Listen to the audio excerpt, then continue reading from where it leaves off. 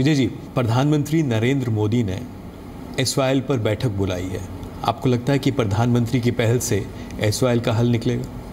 देखिए, प्रधानमंत्री जी ने दोनों प्रदेशों के लोगों को बुलाया जी, मगर मैं जहाँ तक आप पूछना चाहेंगे कि आपका क्या स्टैंड है जी, तो मैं ज़्यादा हमारी भारतीय जनता पार्टी पंजाब का जो पहले स्टैंड था वही, क्योंकि हम पंजाब के हितों की रक्षा करना भी हमारा दायित्व है जी। और केंद्र वैसे भी अभी तक का केंद्र का जो रुख रहा है, सीधे तौर पर केंद्र कहीं भी दखलंदाजी किसी भी प्रदेशों में नहीं की, चाहे वो तमिलनाडु कावेरी का भी वो हम देखते हैं, कहीं दखलंदाजी नहीं की। यहाँ पर पानी जो हम कह रहे हैं कि पानी पंजाब को अपने लिए नहीं चाहिए। हम गुरुओं का आशीर्वाद है, हम तो लंगर लगा के लोगों को खिलाने और पिलाने की प्रथा हमारे में ही पंजाब में इससे शुरू हुई है जी। मगर हम जो पानी चाहते हैं, पानी पंजाब में इसलिए चाहिए कि पंजाब जो है देश के अन्न भंडारण में सबसे बड़ा अहम भूमिका निभाता है और उसके निभाने के लिए जिससे हमारे आर्थिक तौर पे हम मजबूत होते हैं, अर्थव्यवस्था हमारी मजबूत होती है, तो उसमें बहुत बड़ा योगदान पंजाब का होता है। तो जब ये भारत का अर्थव्यवस्था को मजबूत करता है, भारत के हर व्यक्ति का पेट भरने के लिए अनाज उगाता है, तो कहीं किसान ये नहीं कहता कि ये फसल जो है मेरे तक ही सीमित रहेगी, वो पूरे देश में बांटना चाहता है। इसका कारण कि पंजाब अगर देश का अन्न भंडारण में लोगों को पेट भरने में सबसे बड़ा काम करता है, तो उस काम के लिए पानी चाहिए। अगर पानी उसको नहीं मिलेगा तो अन्न भंडारण में जितना बड़ा योगदान है वो नहीं आएगा और ये नुकसान देश का होगा और इसके लिए भी हम उसको किसान को बचाना होगा। वैसे भी अगर किसी जगह पे किसी चीज़ का उत्पादन होता है तो सरकार वहाँ पे इंस्टीट्यूट खोलती है, सरकार उनको मार्केटिंग करने के लिए जगह देती है। मेरा कहने का मतलब उस चीज़ को जिस चीज़ की वहाँ पे उत्पादन होती है या जिसको विकसित करना तो करते हैं। तो पंजाब में खेती को ही विकसित किया जा सकता है और इंडस्ट्री इतनी बड़ी अभी तक है नहीं और खेती आधारित हो, तो इसको विकसित करने के लिए मेरे हिसाब से पंजाब को और पानी चाहिए। तो इसलिए हमारा जो स्टैंड है वो पहले की तरह ही है और ये मैं कहूँ कि पंजाब को पानी पंजाब के लिए चाहिए, नहीं देश के लिए चाहिए और देश के अन्न भंडारण के लिए चाहिए।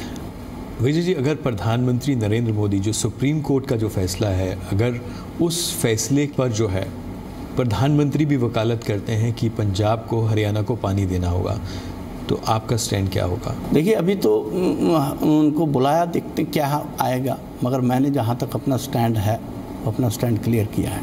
एसवाईएल बनाने के लिए अगर एक तरह से कहा जाए कि सुप्रीम कोर्ट ने कह दिया कि इसको बनाना चाहिए, अगर उस पर आपकी बात की जाए, आपकी राय की बात की जाए तो क्या? अभी मैं कहूँगा कि ज़मीन ही नहीं है, ज़मीन किसानों को दे दी गई है, उनको वापस कर दी गई, अब ज़मीन नहीं है और मौजूदा सरकार है वो कहाँ से उसकी व्यवस्था करेगी तो ये देखेंगे।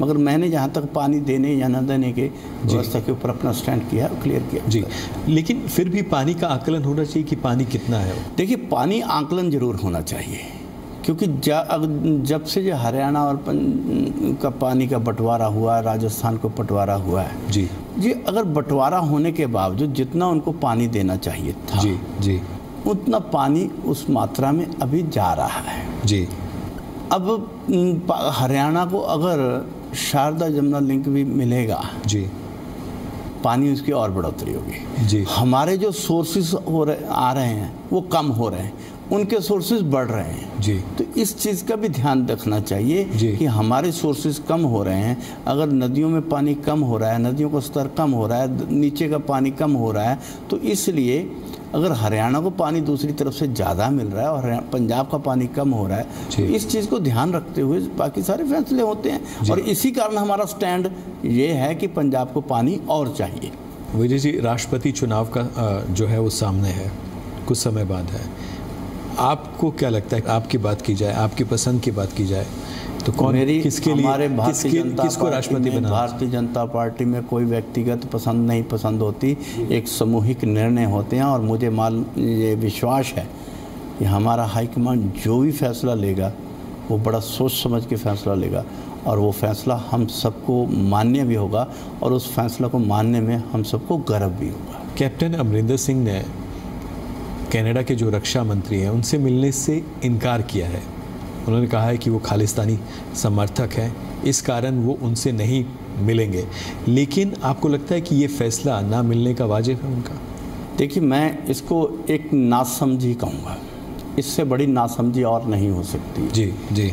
एक व्यक्ति कनाडा की आर्मी में काम करता है और अफ़गानिस्तान में जाकर वो आतंकवाद के खिलाफ लड़ता है, और वही व्यक्ति जाके बाद में चुनाव लड़ता है और जाके रक्षा मंत्री बनता है। जी। मुझे तो गर्व है कि पंजाब का एक व्यक्ति जो मेरे होशियारपुर का रहने वाला है, वो जाकर दूसरे देश की रक्षा कर रहा है। जी। और आज हम कैप्टन अमरिंदर सिंह जब जाते हैं, जी, पहले तो उन्हीं की स्टेज पे जाकर सरी में देखा तो खालिस्तान जिंदाबाद लिखा तो उस स्टेज पे बोलते हैं। जी। अब उन्हें कहीं ना कहीं कनाडा के लोगों ने उन्हें नकारा है। जी। और वो उनकी फ्रस्ट्रेशन जो है वो इस विषय से निकाल रहे हैं। हकीकत में किसी देश का रक्षा मंत्री है और उसको हम इस तरह से तुलना करनी है, ये मेरा ख्याल नासमझी है। जी। और आपको लगता है इससे हाँ? संबंधों में भी फर्क असर पड़ सकता है कि देखिए, ऐसे किसी प्रदेश के नासमझी या गैर जिम्मेदाराना के कारण मेरा ख्याल नहीं है कि दो देशों में फ़र्क पड़ेगा। जी। हाँ, इतना है पंजाब के साथ में, पंजाब के संदर्भ में बात करें, जिस चीज़ के ऊपर हमें गर्व होना चाहिए था, हमारे मुख्यमंत्री को ऐसी यानी इतनी कमज़ोर सोच के कह सकते हैं, छोटी सोच कह सकते हैं कि जिससे हमें गर्व होना चाहिए थे, उनको उस एक अच्छे मौके को जिस हम अपने हाथ से गवा रहे हैं। और इनको ऐसे सोचना ही गलत है कि जो व्यक्ति एक आतंकवाद के खिलाफ लड़ रहा हो उसको हम आतंकवादी कहें, ये मेरा ख्याल कहीं भी उचित नहीं होगा। कनाडा की जो ये कहा जाए, कनाडा में 84 के सिख दंगों मामलों पर जो है प्रस्ताव पास हुआ, केंद्र ने उसको नकार दिया, लेकिन शिरोमणि अकाली दल जो है वो इस सरकार के जो स्टैंड है, केंद्र सरकार का जो स्टैंड है, उसको गलत ठहरा रहा है। ऐसा क्यों है? देखिए, अगर हमने समुदायों के आपस में प्रेम प्यार पैदा करना है तो बहुत सारी घटनाओं को हम ऐसे कुछ दूसरे नज़रिए से भी देखना चाहिए। कल को हमने समाज में ऐसे रहना है और ऐसी चीज़ें जो भविष्य में जाकर कहीं ना कहीं नफ़रत को बढ़ावा दें, उन चीज़ों को ख़त्म करना चाहिए और आपस में मेल जोल है। हमें प्रचार करना चाहिए कि गुरुओं के संदेश में, जिन्होंने सांझीवालता का प्रदेश, जिन्होंने ऊंच नीच के विरोध में काम किया, जिन्होंने सभी धर्मों का सम्मान किया, हम ऐसे विचारों को आगे बढ़ाएं, ना कि वो जो कल को हमारे लिए कहीं ना कहीं नफरत का कारण भी बने। सो मेरा ख्याल इसमें हमें सबको मिलकर काम करना चाहिए और देश की एकता अखंडता के लिए ऐसे बहुत सारी सोच विचार के काम हमें आगे बढ़ना चाहिए। पंजाब के संदर्भ में अगर बात करें तो पंजाब सरकार, कांग्रेस सरकार जो है कह रही है कि अगले 3 महीने में वो एक मजबूत लोकपाल बिल लाएंगे, जिससे भ्रष्टाचार, चाहे वो मुख्यमंत्री के स्तर पर हो या फिर मंत्रियों के स्तर पर हो, उस पे लगाम लगेगी और भ्रष्टाचार ऊपर से लेकर नीचे तक उसमें लगाम लगाने में मदद मिलेगी। देखिए, पहले तो अगर कोई भी ऐसा कदम जो पंजाब के हित के लिए हो गया, भारतीय जनता पार्टी उसके लिए उसका स्वागत भी करेगी, उसका समर्थन भी करेगी। अगर वो कोई अच्छा लोकपाल बिल लाएंगे तो भारतीय जनता पार्टी उसका स्वागत करेगी। मगर कहीं ना कहीं बीच में कहीं उनके देश भावना से काम करेंगे और सिर्फ टाइम पास करने के लिए काम करें। जैसे पहले 4 हफ्ते का नशे के लिए किया तो वो तो कुछ किया नहीं। अब अर्थव्यवस्था को ठीक करने के लिए भी 3 महीने चाहिए, तो लोकपाल को भी लाने के लिए 3 महीने चाहिए। हम तो कहते हैं कि जितना भी अगर कोई भी अच्छा काम करेंगे तो हम साथ देंगे, पंजाब के हित के लिए होगा तो हम साथ देंगे। मगर कोई भी कदम ऐसा जिससे नफ़रत पैदा की जाएगी या किसी से देश भावना से काम करेंगे, नफ़रत की भावना दिल में रख के काम करेंगे, उसका तो हम विरोध करेंगे। सो अगर उनकी मंशा कैसी होगी, ये तो मुझे अभी 1 महीने के कार्यकाल से नज़र आ रही है। और फिर भी मैं क्यों आपको ऐसा लगता है कि उनकी मंशा सही नहीं है? अब 1 महीने में ही आप इस तरह का आकलन कर रहे हैं। क्योंकि मैं देखता हूँ कि काम करने के स्टाइल को, अगर जिनकी मंशा होती है, जोगी को आपने काम करते हुए देखा है, उनकी मंशा लोगों को समझ आ रही है। इनकी मंशा कहीं समझ ही नहीं आ रही क्या करना चाह रहे। तो मेरा कहने का मतलब, फिर भी मैं कहूँगा कि अगर वो 3 महीने में कोई बिल लाते हैं, लोकपाल का अच्छा बिल लाते हैं जो भ्रष्टाचार को खत्म करे, भारतीय जनता पार्टी पहली प्रायोरिटी होगी जो उनका समर्थन करेगी। मगर कहीं भी उसके बीच में देश भावना से करेंगे तो हम उनका विरोध भी करेंगे। दूसरा, अगर वो इस तरह का कदम उठाते हैं। कर्ज माफ़ी की जैसे बात की, वो कह रहे हैं कि उत्तर प्रदेश में जो है कुछ रकम जो है बहुत कम थी, वो भी कम करेंगे। जो उन्होंने वादा किया किसानों को कर्ज माफ़ करने का, वो किसानों का कर्ज माफ़ होगा, लेकिन बजट सत्र के दौरान इस पर एक खाका तैयार कर वो जो है लोगों के सामने रखेंगे। आप दिनेश जी, आप बताएं कि बजट सत्र कब आएगा? बजट सत्र तो अभी निकला है, बजट सेशन तो अभी निकला मार्च में जी। इसका मतलब 1 साल। जी नहीं, पंजाब में जून में होगा। अभी तो सिर्फ वहाँ पर ये कहा जाए कि 3 महीने बाद जो है बजट सत्र है वहाँ पर। जी 3 महीने के बाद भी।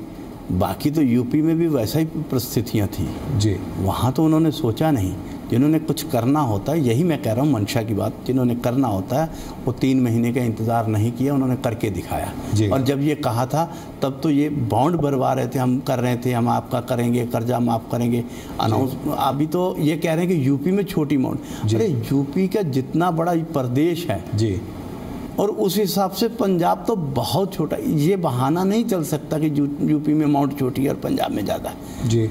अगर हेक्टर वाइज एकड़ वाइज ही आप देंगे ना मुआवजा, तो मुआवजा अगर लोन करना है तो उसके हिसाब से देंगे। तो यूपी का एरिया कितना है और पंजाब का एरिया कितना है, ये अपने आप में उनके नंबर कितने हैं, ये अपने आप में एक बहाना नहीं लगता तो और क्या है। इसीलिए मैं कह रहा हूँ कि उनकी मंशा अभी तक क्लियर नहीं है। कल को करेंगे तो हम समर्थन करेंगे किसानों का। हम तो कहते हैं आओ चलें जी, करो ना। अभी आपने इतनी देर क्यों? यूपी में अगर माफ हो गए, उनको डिस्ट्रीब्यूशन हो जाती है, डिसबर्स हो जाते हैं, आप अभी तक ये सोचोगे कि हम करेंगे, करके दिखाएंगे, करेंगे। ये तो करेंगे वाला और कर दिया, ये बहुत अंतर है। आपको लग रहा है कि जो वादे उन्होंने किए हैं सिर्फ महज जो हैं वादे हैं, वो पूरे नहीं कर पा रहे? देखिए, आप अभी इसको कहूँगा, आप भी साथ रहेंगे, हम सब देखेंगे, आप भी देखेंगे, हम भी देखेंगे। तो मुझे, क्योंकि मैं कहने का मतलब सिर्फ मैं इसलिए कह रहा हूँ, इस बुनियाद पे कह रहा हूँ कि वो नहीं करेंगे, क्योंकि उनकी बॉडी लैंग्वेज या उनकी मंशा जो है हमें ठीक नहीं लग रही, इसी कारण हम कह रहे हैं जी। और क्योंकि उनका मंत्री कोई कुछ और कह देता है, चीफ मिनिस्टर कुछ और कहता है जी, दूसरा मंत्री कुछ और कहता है, लोकल बॉडी मिनिस्टर कुछ और कहता है, वो कुछ और कहता है जी। सो अलग अलग इनकी किसी भी जगह पे एक स्टेटमेंट किसी मंत्री की आती है तो दूसरे दिन उसी को खंडन करने के लिए मुख्यमंत्री की आ जाती है जी। और ऐसी स्थितियों में क्या क्या होगा, ये हम आने वाले समय में देखेंगे कि ये तो अपने ही एक दूसरे को काटने में लगे रहेंगे। अगर पंजाब में पंचायतों की बात की जाए तो उनकी योग्यता भी तय होनी चाहिए, 10वीं जो है ज़रूरी होनी चाहिए, अनिवार्य होनी चाहिए। आपको क्या लगता है, इस तरह की सरकार की वहाँ पर मंशा है कि इसको अनिवार्य किया जाए? देखिए, मंशा उन सरकार की कैसी रहेगी, ये कल को क्या कहते हैं। जहाँ तक मेरा अपनी राय की बात करेंगे जी, तो वोट चुनाव लड़ना एक देश का नागरिक होना चाहिए। और बहुत सारी एग्जाम्पल हैं जी, जो व्यक्ति पढ़े लिखे नहीं हैं जी, और वो बहुत अच्छा काम कर सकते हैं। पंचायतों में उन्होंने काम किया, इवन देन मंत्रालयों में किया, प्रदेश के मंत्री बन रहे हैं जी। और बड़े बड़े, अगर जब कहूँ तो उसमें तो मैं भी आता हूँ कि कहीं ना कहीं मेरी भी कल को कहेंगे कि आपकी योग्यता नहीं है। मगर मैं ये कहूँगा कि, अगर मैं अपनी निजी नहीं कहूँगा, मगर मैं ये कहूँगा कि बहुत सारी एग्जांपल्स मैं दे सकता हूँ जो पढ़ो लिखों से बेहतर काम कर गए, जिन्हें अनपढ़ थे जी। ये जरूर है कि लोग जिसको चाहते हैं जी, लोग जिससे अपेक्षा करते हैं, अगर उसको करता है तो उसके रास्ते में रुकावट नहीं बनना चाहिए जी। दूसरा, पंजाब में पिछले 10 साल में दर्ज कथित पर्चों, जो फर्जी ये कहा जाए कि पर्चे थे, केसेस थे, उस पर जांच आयोग बनाया गया है, गठित किया गया है। आप इसको कैसे देखते हैं? देखिए, ये तो अपने आप, ये फिर वही कहूँगा कि ये इसमें से उनकी मंशा झलक रही है जी। फर्जी पर्चे जो होते हैं वो पुलिस ही FIR, अगर उनके कोई है थी तो इंक्वायरी उनको साफ नज़र आती है, धरातल पे नज़र आ जाती है जी। उसके लिए आयोग बनाने का मतलब है कि 5 साल निकाल देना है, या एक लंबा, आप कह रहे हैं कि टाल दिया गया है। ये इसका मतलब ही आप भी समझते हैं कि ये इन्होंने ये कह सकते हैं कि इन्होंने अभी एकदम से टाल दिया है, क्योंकि इनके पास कोई प्रॉपर एविडेंस नहीं है। आपको ऐसा लगता है कि ये टाला जा रहा है बिना कोई इसमें तथ्य नहीं, सिर्फ ये महज एक मुद्दा रहा फर्जी पर्चों की? अगर बात कहीं नहीं कहा पुलिस फर्जी पर्चे नहीं दर्ज करती या होते नहीं हैं। पहले भी होते थे, अब भी होते। पुलिस की कई जगह पे कारगुजारी अलग तरह से, हम भी उनका विरोध करते रहे, बहुत सारी जगह पे करते रहे। जी जी। अगर कोई फर्जी है तो उसको आयोग बना के एक लंबा खींचने की बजाय अगर सीधा है तो कर दें। अगर फर्जी अगर लगता है तो फर्जी जो होता है वैसे दिखता भी है जी, और कहीं ना कहीं उसमें उनकी जवाबदारी, पुलिस की जवाबदारी भी रहती है जी। सो मेरा ख्याल ये एकदम से लंबा खींचने की बात, एकदम से टालने की बात है जी। जो उनसे वादे किए किस तरह टाले जाएं। अभी 2-2, 3-3 महीने करके आगे टालेंगे। अभी जैसे अब से शुरू हो गए हैं, अब पहले 4 हफ्ते थे, फिर 1 महीने के बाद अब 3 महीने पे आगे 3 महीने ले लिए हैं, फिर आगे 6 महीने लेंगे और धीरे धीरे बाद में ये कहेंगे कोई जादू की छड़ी नहीं है, जैसे कर देंगे, ऐसे बयान भी आएंगे। पूरे देश में बूचड़ खानों पर चर्चा हो रही है। क्या आपको लगता है कि जो अवैध बूचड़ खाने पंजाब में वो भी बंद होने चाहिए? बिल्कुल होने चाहिए। अवैध का मतलब है कि इलीगल, कोई लीगल प्रोसेस से नहीं है, 2 नंबर गैर कानूनी ढंग से चल रहे हैं, सब बंद होने चाहिए जी, और उनके ऊपर सख्ती से होना चाहिए। मैं भी उसका समर्थक हूँ जी।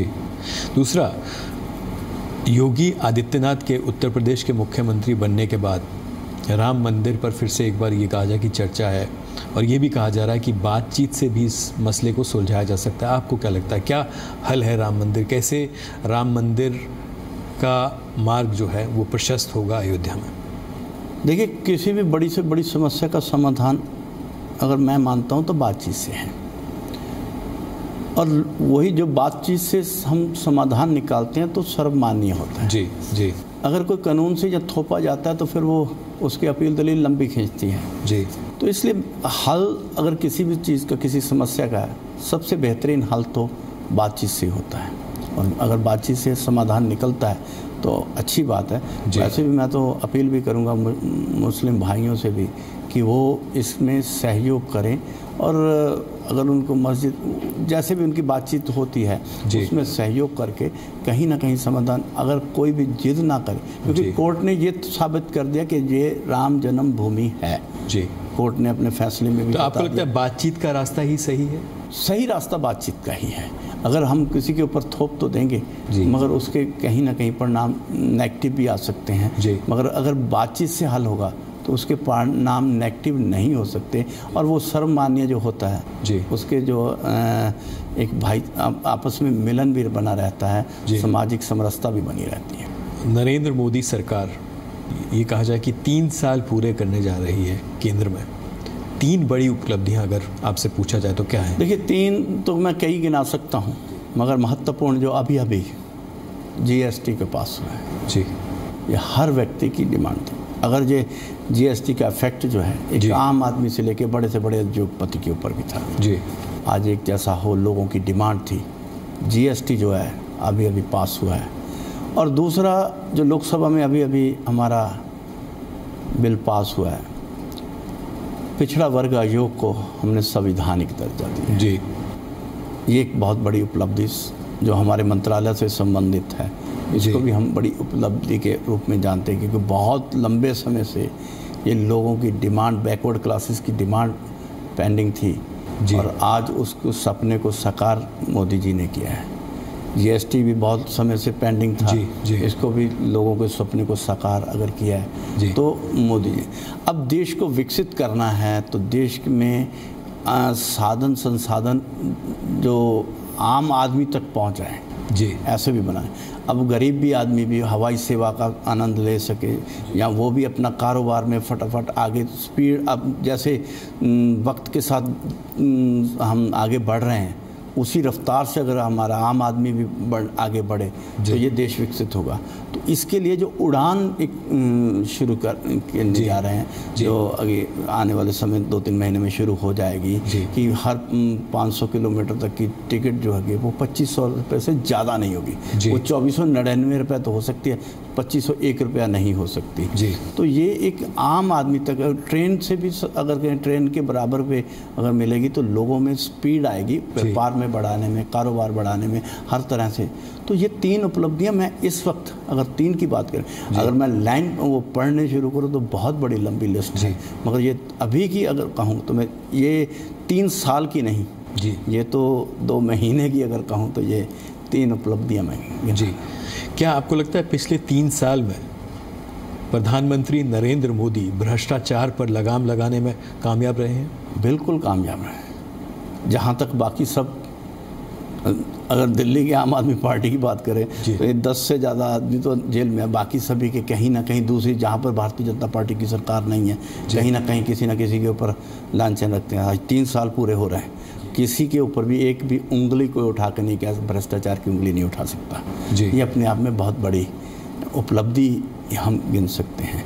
इसको हम जो लोगों से भ्रष्टाचार मुक्त शासन की बात की थी उसको पूरा भी किया है। जी विजय जी, अगर आपके अपने सपनों की बात की जाए, आपका ड्रीम प्रोजेक्ट क्या है? आप पंजाब के लिए या देश के लिए बतौर मंत्री आप क्या करना चाहेंगे? देखिए, अब पंजाब के नज़रिए से अगर, वैसे तो उसमें भारतीय प्रधानमंत्री जी की बड़ी अच्छी उसमें उनकी सोच है कि जो आज जो समाज का गरीब लोग है, जो आज नौकरी के लिए ढूंढ रहा है या घूम रहा है, वो कल को उसको इतना सक्षम बनाए कि वो नौकरी देने वाला बने। जी, जिसमें हम योजना भी शुरू करें।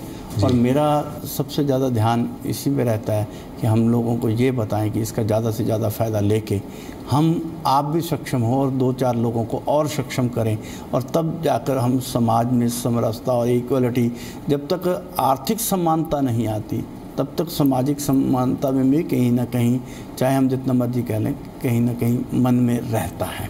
और ऐसे लिए हमें बराबर पे आने के लिए, ताकि समाज एक जैसा हो इसमें, और देश जो पंडित दीनदयाल जी के उपदेश हैं कि जब तक आप अंतिम व्यक्ति की तक अपना उसके विकास की नहीं सोचते तो देश को विकास के रूप में नहीं देख सकते, उनकी भावना ये रही है जी। तो इसी के ऊपर अगर काम करें तो मेरा ख्याल हमें जितना संतोष मिलेगा, मन को जितनी शांति मिलेगी जी, इसका मैं शायद वर्णन अभी नहीं कर सकता। अगर पंजाब की जनता जानना चाहें कि विजय सांपला जी के शौक़ क्या है, हॉबीज़ क्या हैं, तो क्या आपके शौक़ हैं? मेरा कोई शौक़ नहीं है, ये कि ना मेरा शौक़ खाने का है, ना पहनने का, ना रहने का। लोगों के बीच में ही रहता हूँ, 24 घंटे रहता हूँ। हाँ, इतना है कि अब इतने लोगों के बीच में रहता हूँ तो 2 दिन भी होते हैं तो लोग कहते हैं कि हम बीच में नहीं रहता। मेरा अपना निजी कोई काम नहीं करता, मैं 24 घंटे पब्लिक के बीच में रहता हूँ, लोगों के बीच में रह के किसी न किसी तरह किसी के काम आ सकूँ, इससे ज़्यादा और कोई शौक़ भी नहीं है। मेरा किसी तरह का खाने पीने पहनने का कोई शौक़ नहीं है। जी विजय जी, जी मीडिया से, जी पंजाब हरियाणा हिमाचल से बातचीत करने के लिए बहुत बहुत धन्यवाद and wish you all the best. Thank you, बहुत बहुत धन्यवाद आपका भी, आपके सभी श्रोताओं को भी जिन्होंने हमें सुना, और बहुत बहुत धन्यवाद जी। तो ये थे विजय सांपला जी, जो कि भारतीय जनता पार्टी पंजाब इकाई के अध्यक्ष थे। आपको हमारी बातचीत इनसे कैसी लगी, आप हमको ट्वीट कर सकते हैं SDINESHAA पर। आप देखते रहिए जी मीडिया। नमस्कार।